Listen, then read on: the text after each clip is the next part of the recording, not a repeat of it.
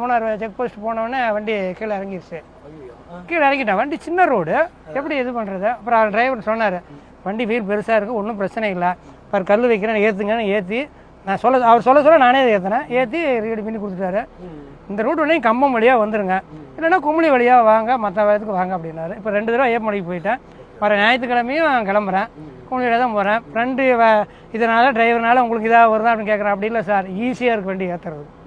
இப்போ அந்த வண்டி லோடு எச்சாக இருந்து தம் கொடுத்தா பேக் வீல் ரைட்டாக சுற்றும், கர்ரு புருன்ட்டு. சின்ன காரில் அதிகமாக தெரியும், இதில் கொஞ்சம் கம்மியாக தெரியும் இழுக்கிற மாதிரி. இது அந்த பிரச்சனையே இல்லை. ஃப்ரெண்டு இருக்கனால டக்குன்னு ஏறிக்குது மேலே, சட்டு நம்ம மேலே ஏறி சுற்றிக்கலாம். பின்னாடி டிரைவர் இருந்ததுனா தான் வண்டி வந்து ஈஸியாக போகும் வரும், நல்லா புல்லிங் பவர் கொடுக்கும்னு நினைக்கிறாங்க. ஆனால் வந்து பார்த்தீங்கன்னா ஃப்ரண்ட் டிரைவ் தான் வந்து பார்த்தீங்கன்னா ஹில்ஸுக்கும் சரி மேட்லையும் சரி நல்லா வீலை சுத்த வச்சு டார்க் கொடுத்து வண்டி மேலே கிளிப்பு மேலே ஏறி எல்லாம் ஏறும். கிளிப்பாக இன்ஜின் இருக்கிறதுனால வெயிட்டுக்கு நல்லா மேலே ஏறிக்குது.